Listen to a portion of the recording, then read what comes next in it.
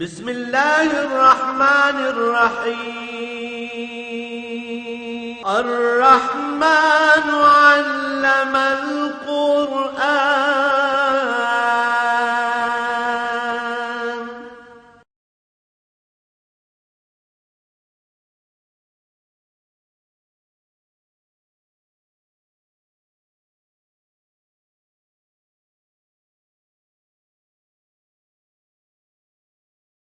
الحمد لله رب العالمين والصلاة والسلام على حبيبه محمد وآله وصحبه أجمعين. أعوذ بالله من الشيطان الرجيم. بسم الله الرحمن الرحيم. وعنده مفاتح الغيب لا يعلمها إلا هو ويعلم ما في البر والبحر.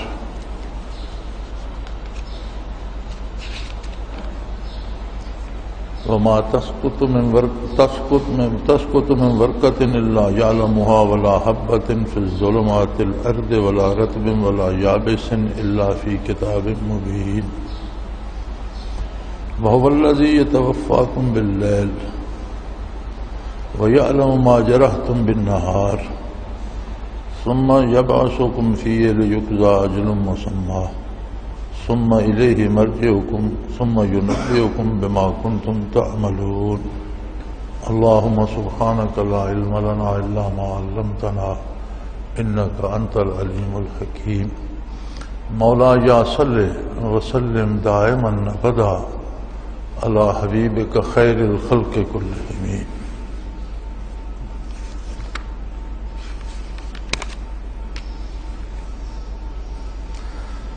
وعنده مفاتح الغیب لا يعلمها الا هو. اللہ کے پاس ہیں غیب کے خزانے اور انہیں کوئی نہیں جانتا سوائے اس کی ذات کے. وہ جانتا ہے جو کچھ خشکی پر ہے یا جو تری میں ہے، اور کوئی پتا نہیں جھڑتا جسے وہ نہ جانتا ہو، یعنی ہر شے کو ہر وقت جانتا ہے. کوئی دانہ، کوئی ذرہ زمین کی گہرائیوں میں ہے، کوئی خشک یا تر چیز ایسی جو کہیں ہے. اللہ کا علم تو بہت عظیم ہے. مخلوقات کا ذرہ ذرہ تو لوح محفوظ میں بھی درج ہے. وہ ایسا قادر ہے جو تمہیں رات کو نیند میں ایک طرح کی موت دے دیتا ہے اور پھر تمہیں اٹھا دیتا ہے تاکہ اپنی معین میعاد زندگی کی پوری کرو. بالآخر تمہیں اسی کی طرف لوٹ کر جانا ہے اور وہ تمہیں تمہارے ہر عمل سے اطلاع دے گا، ہر عمل کی خبر دے گا.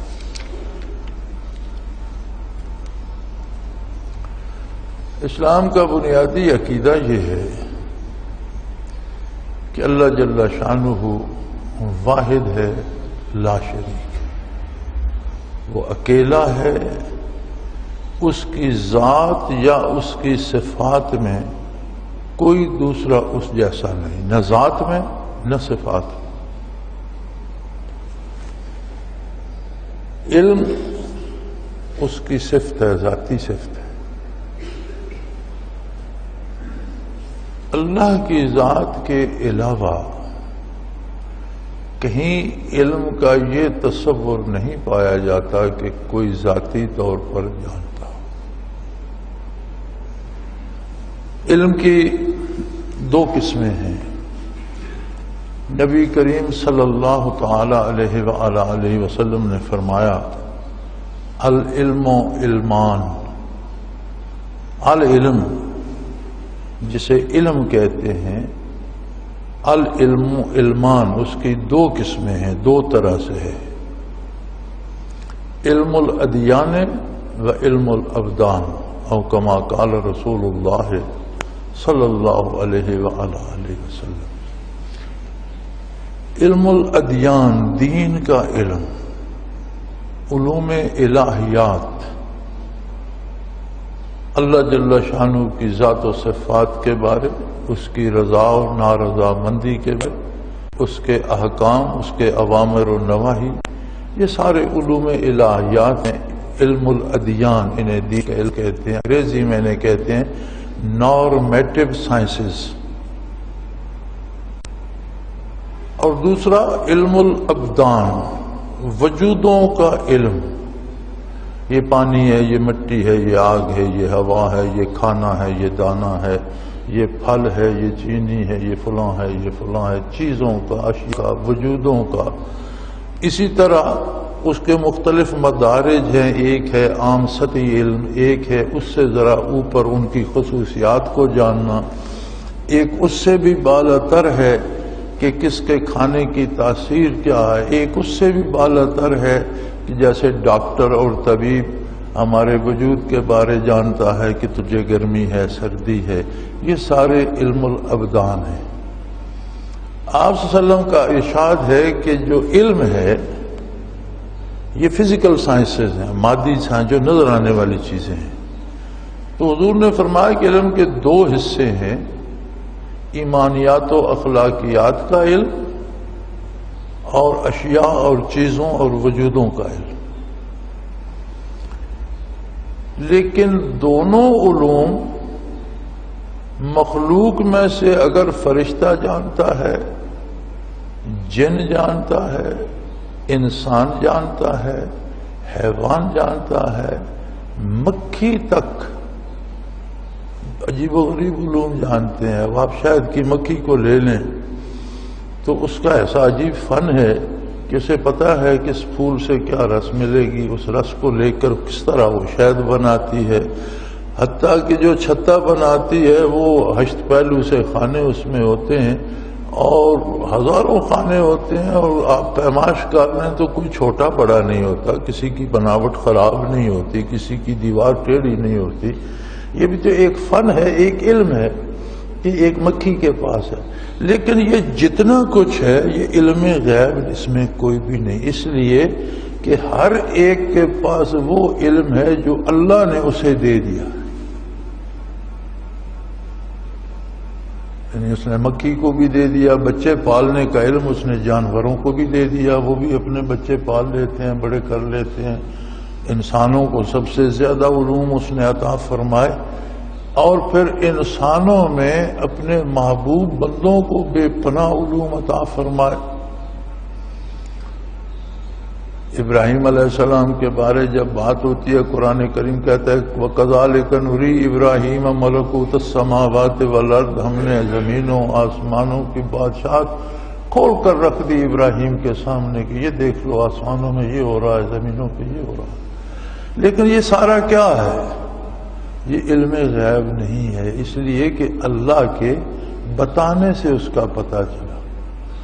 علم غیب وہ ہے جس میں کوئی ذریعہ نہ ہو، کوئی بتانے والا نہ ہو، کسی نے کہیں سے پڑھ نہ لیا ہو، کہیں سے سن نہ لیا ہو، اسے کسی نے بتایا نہ۔ یہ خاصیت صرف اللہ کی ہے، یہ صفت صرف اللہ کی ہے کہ بغیر کسی ذریعے واسطے کے وہ جانتا ہے اور ہر شے کو جانتا ہے، ہر وقت اس میں اس کا کوئی دوسری ایسی ہستی نہیں جو اس طرح سے جانتی۔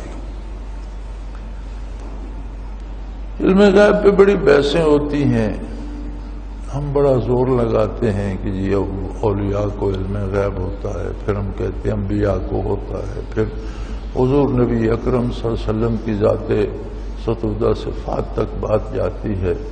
حضرت جی رحمت اللہ تعالی علیہ فرمایا کرتے تھے، آپ مانے ہوئے اپنے عہد کے مناظر کے اور ہر باطل فرقے کے خلاف آپ نے جہاد کیا اور بڑے بڑے مناظرے کیے، وہ عہد تھا، باتیں ہوتی تھی، دلائل ہوتے تھے، سنے جاتے تھے، معنی منوائی جاتی تھی۔ آج کل تو وہ رواج ہی اٹھ گیا، آج کل تو لوگ بندوق کی نالی پہ بات منواتے ہیں، مانو ورنہ گولی کھاؤ۔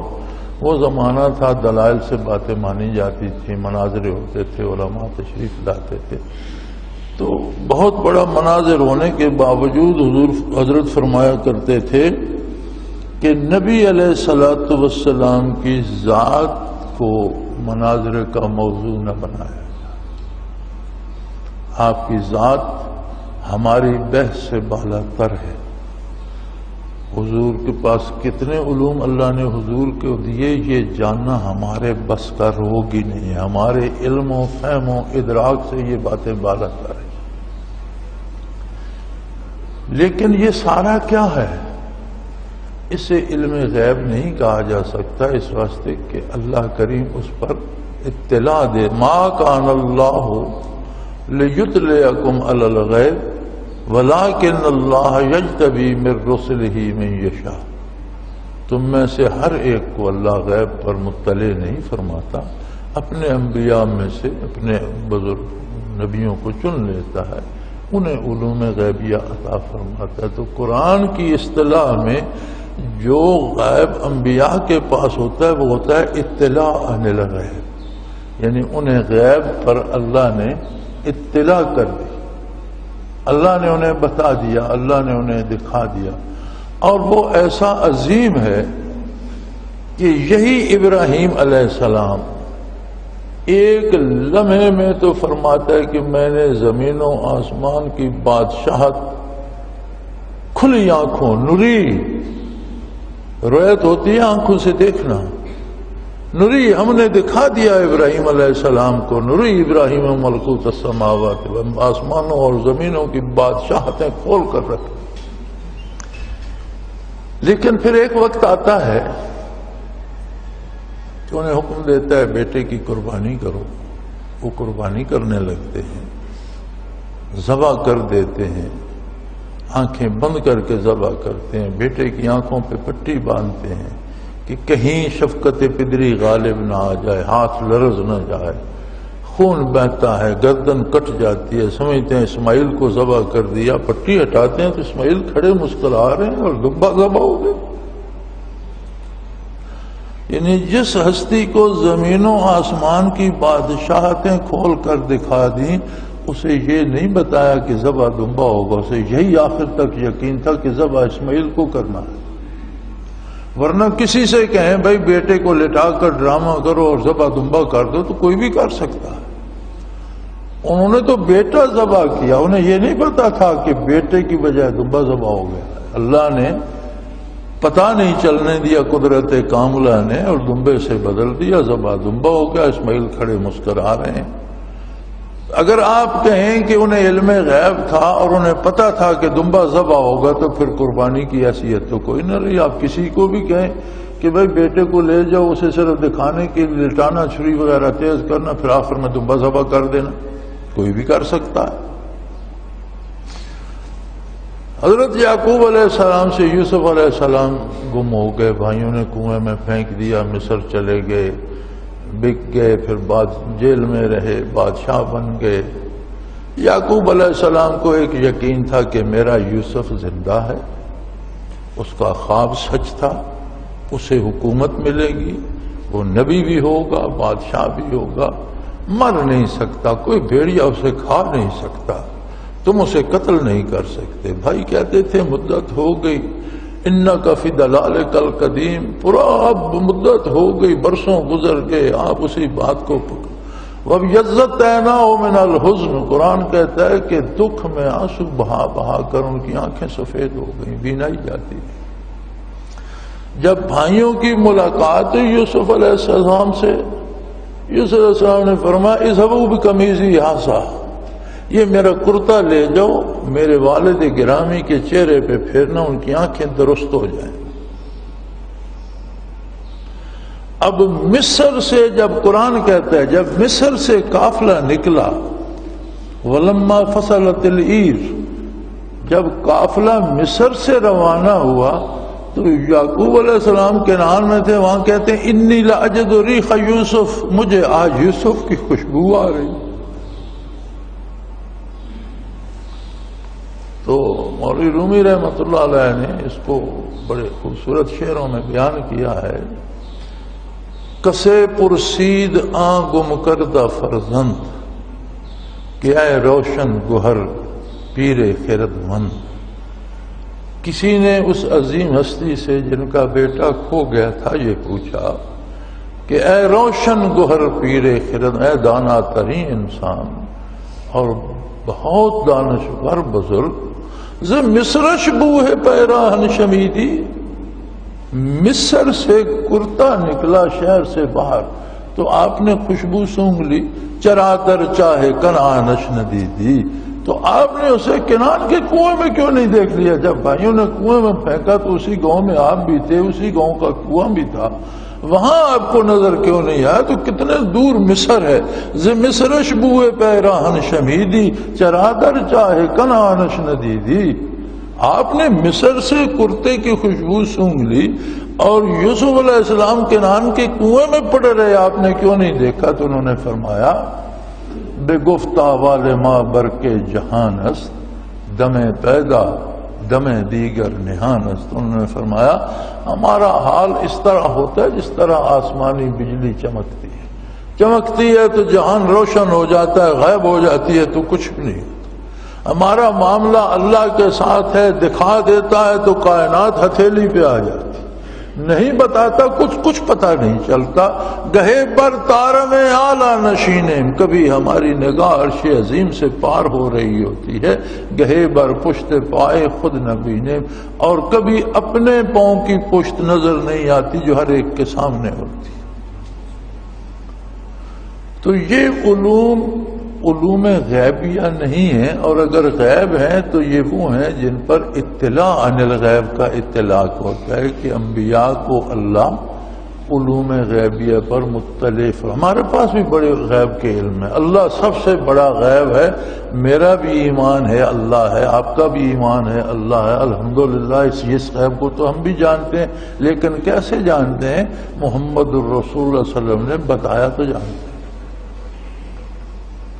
یہ بات تو سادی سی تھی، لیکن بعثت نبوی سے پہلے تو کسی کے پاس ذات باری کا تصور تک نہیں رہا تھا، عہد فطرت میں گم ہو چکا تھا۔ جب بھی بتایا انبیاء نے بتایا، جب انبیاء کی تعلیمات گم ہوئی تو کوئی دانشور، کوئی فلسفی، کوئی مورخ، کوئی ادیب، کوئی شاعر وہ اللہ کی جو ہے معرفت بیان نہیں کر سکا، انبیاء نے بتایا۔ غیب ہے آخرت، میرا بھی ایمان ہے آخرت ہے، آپ کا بھی ایمان ہے آخرت۔ فرشتے غیب ہے، نظر نہیں آتے، میں بھی مانتا ہوں فرشتے، آپ بھی۔ یہ وہ غیب ہیں جو ہم بھی جانتے ہیں، لیکن کیسے جانتے ہیں؟ محمد الرسول اللہ صلی اللہ علیہ وسلم کے بتانے سے جانتے ہیں، اہل علم کے بتانے سے جانتے ہیں، نسلاً در نسلاً، وراثتاً، نقل در نقل، قرآن کے بتانے سے جانتے ہیں، علماء کے بتانے سے جانتے ہیں۔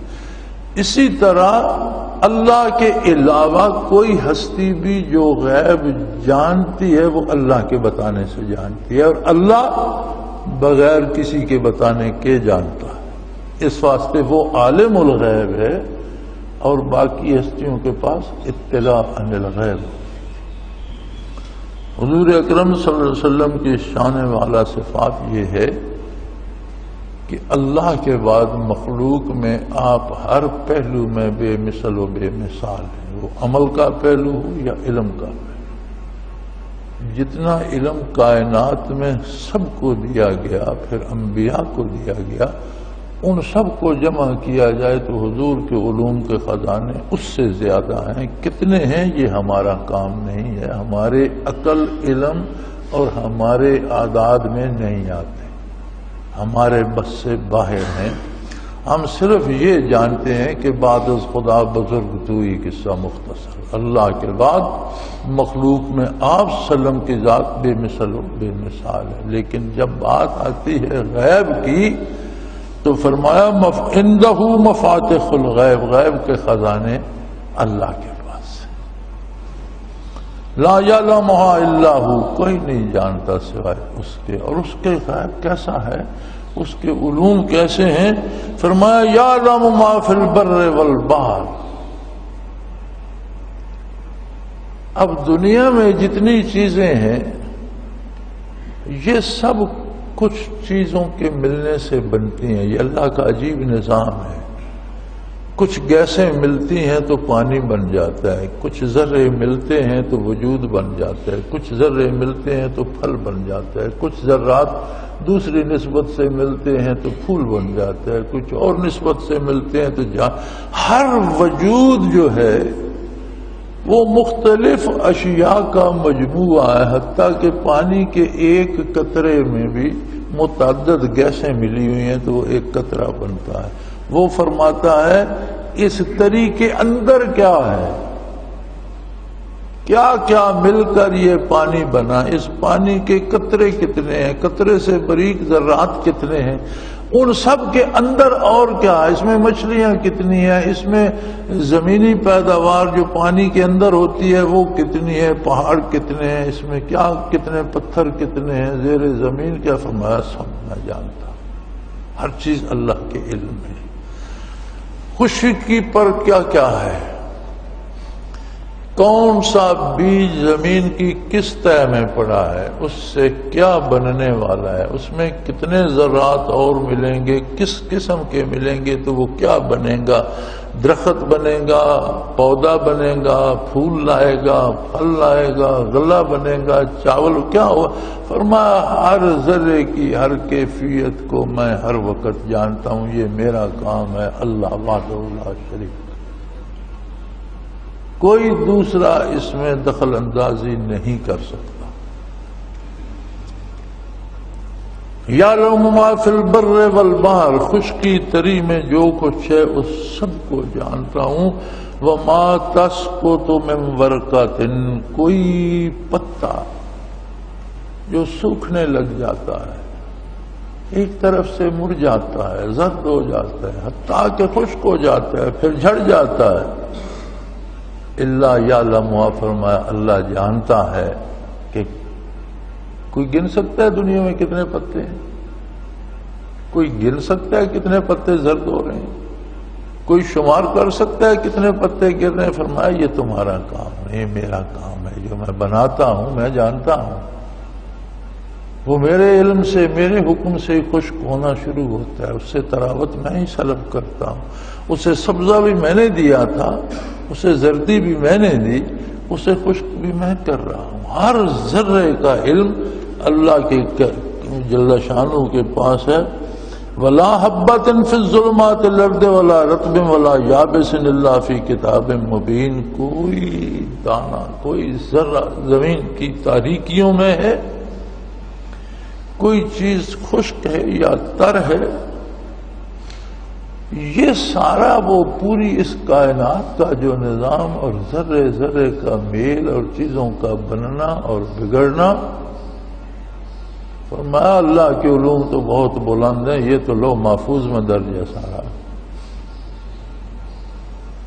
یہ تو کتاب مبین میں بھی موجود ہے، لوح محفوظ علوم الہی کی انتہا نہیں، اس کے علم کی تو کوئی انتہا ہی نہیں، لوح محفوظ بھی آخر ایک کتاب ہے، اس کی بھی ایک حد ہے، کہیں سے شروع ہوتی ہے کہیں ختم ہوتی ہے، کتنی بڑی ہوگی لیکن کہیں سے ابتدا کہیں انتہا تو ہے، علوم الہی کی نہ کوئی ابتدا ہے نہ انتہا ہے، وہ ازلی ہیں، ہمیشہ سے ہیں، جیسی اس کی ذات ہے ویسی اس کی صفات ہے، ہر چیز کو ہر وقت جانتا ہے۔ کل میرے پاس ایک برخوردار آئے،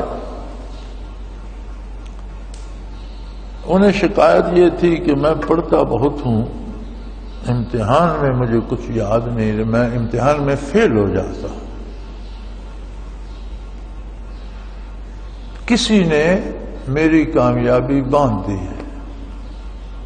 میں نے کہا بیٹا یہ تو غیر اسلامی عقیدہ ہے،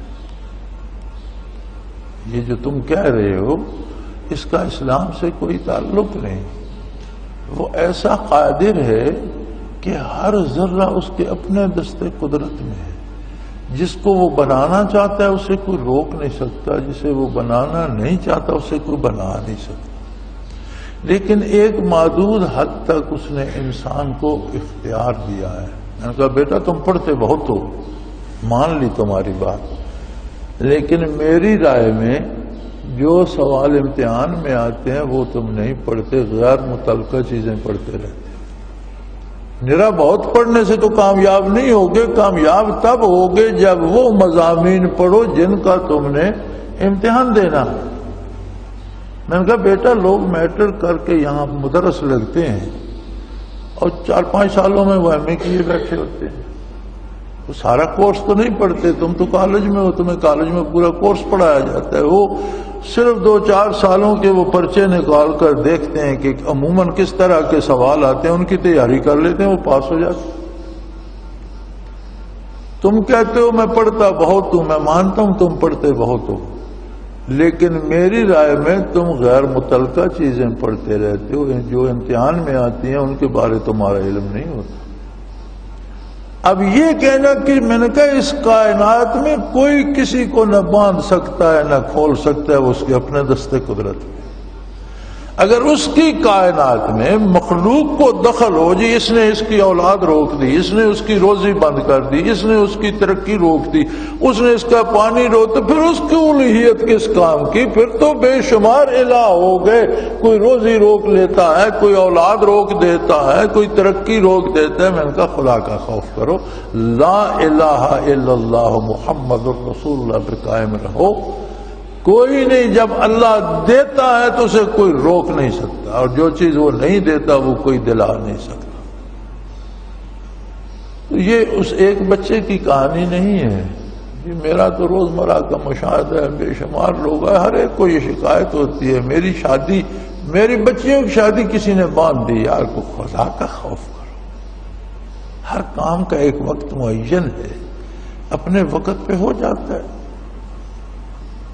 کل شیء مرہون باوقاتہا، ہر چیز اپنے وقت کی محتاج ہے، جب وقت آتا ہے وہ ہو جاتی ہے۔ دنیا کا نظام ہے، عالم اسباب ہے، انسان مکلف ہے اسباب اختیار کرنے کا اور جائز اسباب و وسائل اختیار کرنے کا۔ اللہ نے طریقہ سمجھا دیا، نبی علیہ الصلوۃ والسلام نے ہر شعبے میں تربیت فرما دی، اسباب ضرور اختیار کرے لیکن جائز، جو اللہ کے حکم کے خلاف ہوں وہ نہ کرے کہ کرنے والا اللہ ہے۔ اسباب محض بہانہ ہوتے ہیں، نتائج اللہ کی طرف سے پیدا ہوتے ہیں۔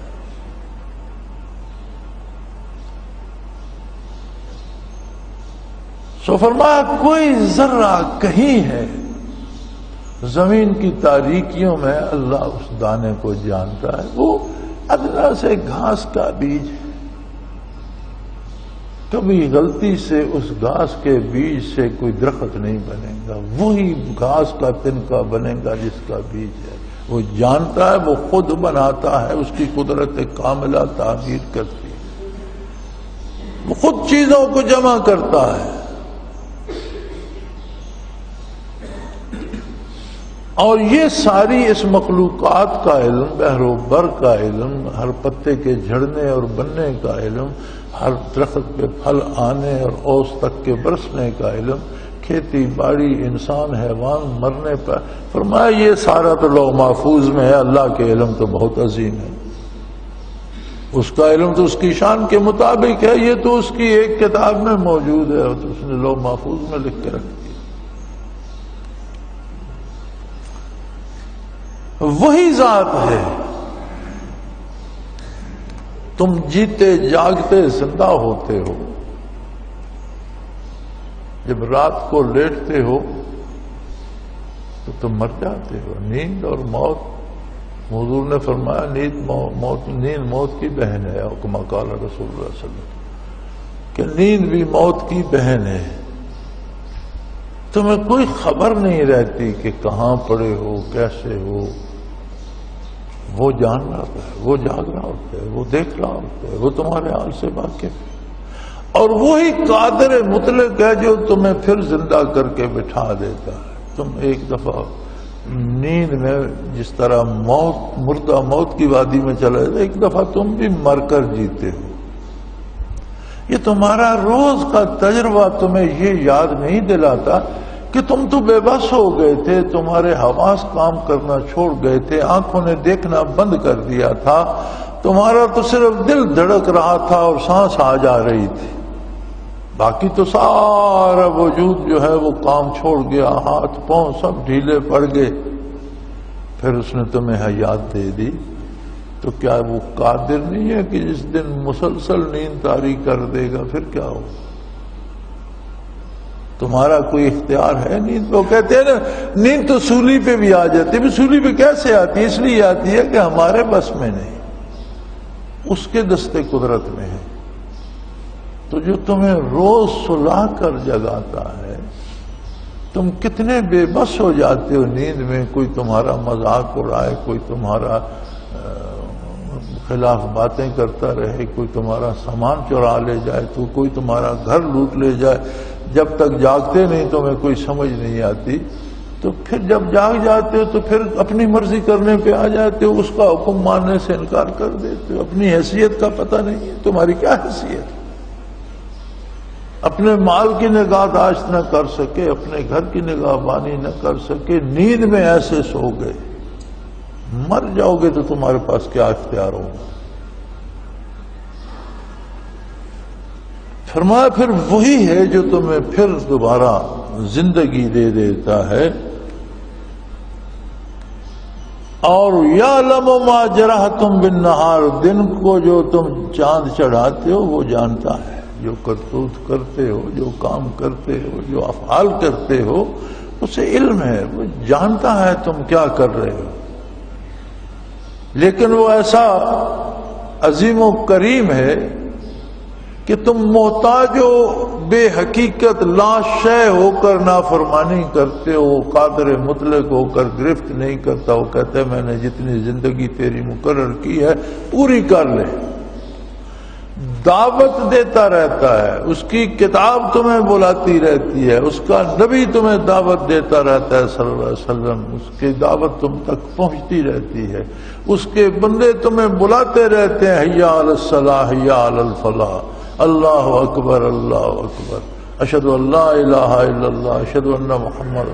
تم نہیں آتے، وہ تمہاری روزی بند نہیں کرتا، تمہاری سانس نہیں روکتا، تم سے آنکھیں نہیں چھینتا، تمہیں پھر مزے کی نیند سلا دیتا ہے، پھر تمہیں روح واپس کا، پھر تم جاگ جاتے ہو، کہتا ہے کر لو، جب تک فرصت دی ہے کر لو، لیکن بہتر ہے کہ اطاعت کر لو، نہیں کرو گے اس کی عظمت کا کچھ نہیں بگڑے گا، اپنا نقصان کرو گے، اپنا وقت ضائع کر رہے ہو۔ جو لمحہ اس کی یاد کے بغیر جا رہا ہے اسے ضائع کر رہے ہو۔ اٹھتے بیٹھتے سوتے جاگتے اس کا نام لو، اسے یاد کرو، وَاذْكُرْ اسْمَ رَبِّكَ، اپنے پروردگار کے نام کی تکرار کیے جاؤ، اللہ اللہ کیے جاؤ، زبان کو اللہ اللہ سے تر رکھو، دل کو اللہ اللہ سے روشن رکھو، آنکھوں کو اللہ اللہ پہ لگائے رکھو، اللہ کی عظمت کا احساس زندہ رکھو۔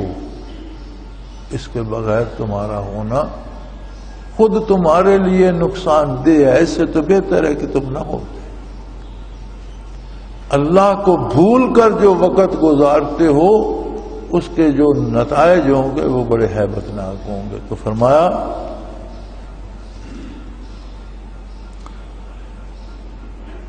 ثم الیہ مرجعکم ثم ینبئکم بما کنتم تعملون، آخر کار تمہیں لوٹ کر اس کی بارگاہ میں حاضر ہونا ہے، اور وہ محتاج نہیں ہے کہ تم سے تفتیش کرے گا، وہ کوئی ایسا ادارہ نہیں ہے کہ تم سے تفتیش کرے گا پھر تم نے کیا کیا کیا، نہیں، وہ تو تمہاری فہرست تمہارے سامنے کر دے گا، تم نے یہ بھی کیا یہ بھی کیا، یہ جو تم بھول چکے ہو وہ بھی وہ تمہیں بتائے گا کہ تم کیا کرتے تھے، کیا سوچتے تھے، کس طرح کمایا، کیسے خرچ کیا، تمہارے دل میں اللہ کی عظمت کتنی تھی، تمہارے دل میں اس کی نبی کی محبت کتنی تھی، تمہارے اعضاء و جوارح نے اس کے نبی کی اطاعت کتنی کی، تم نے اس کی کتاب کو کتنا مانا اور تم نے کتنی لاپرواہی کی، یہ ساری فہرست وہ تمہیں تمہارے سامنے ینبئکم تمہیں بتائے گا، ایک ایک بات تمہیں بتائے گا کہ تم نے یہ کیا یہ کیا یہ کیا یہ کیا۔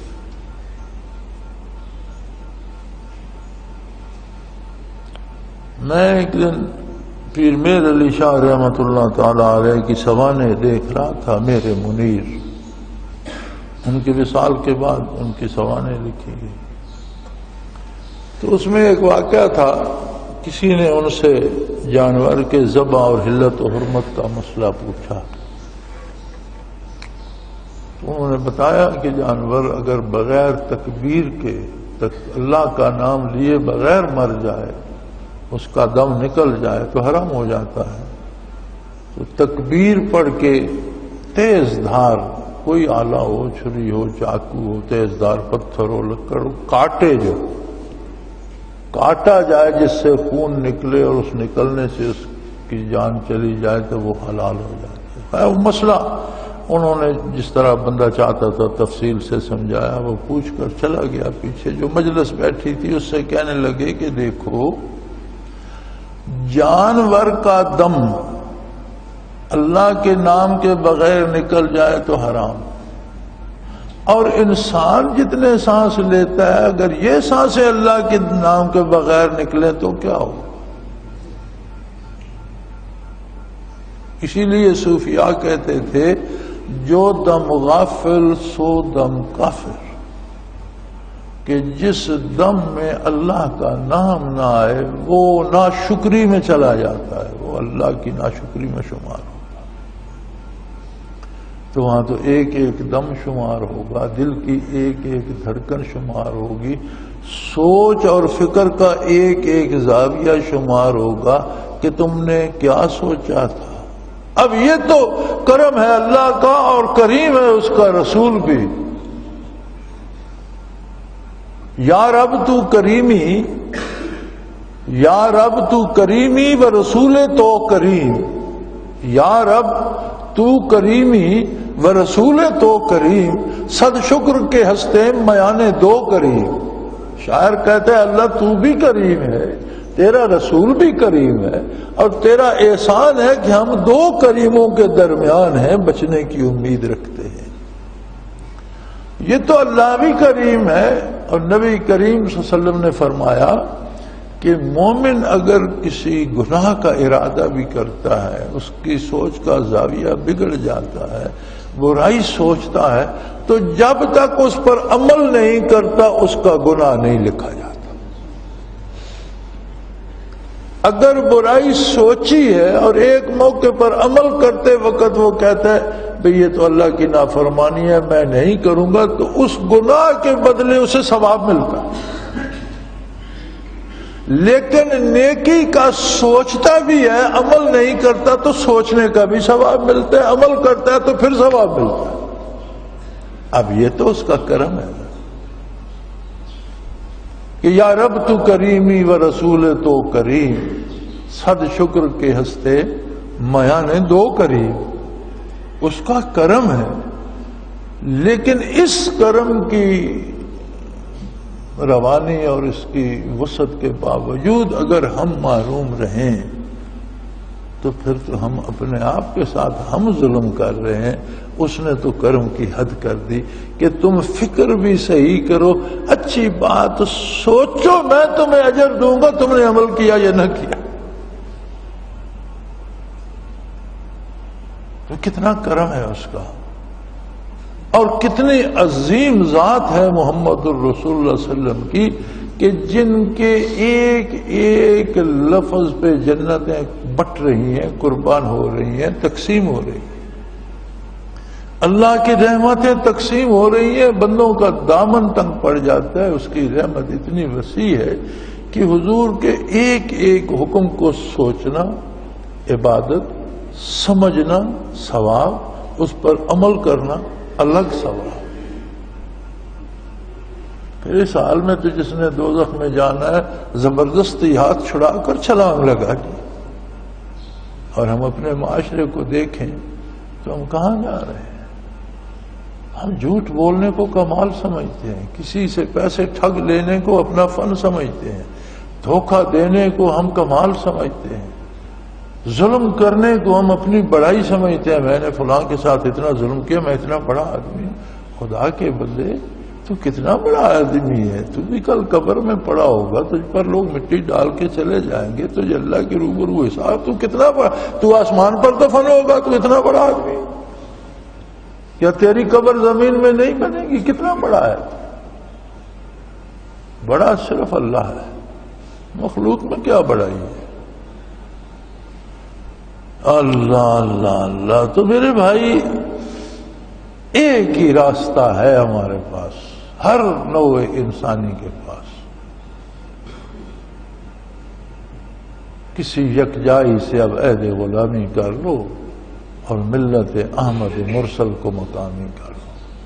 جو دامن محمد الرسول اللہ صلی اللہ علیہ وسلم سے وابستہ ہو گیا وہ جیت گیا، جس نے چھوڑ دیا وہ مارا گیا۔ خواہ وہ اپنا نام کوئی رکھ لے، کوئی فرقہ بنا لے، کوئی طریقہ بنا لے، اور صرف نام رکھنے کی بات نہیں ہے میرے بھائی، تقاضا ہے اطاعت کا اور پورے خلوص کے ساتھ اتباع رسالت کا۔ وآخر دعوانا ان الحمدللہ رب العالمین۔ اللہ اللہ اللہ اللہ اللہ اللہ اللہ اللہ۔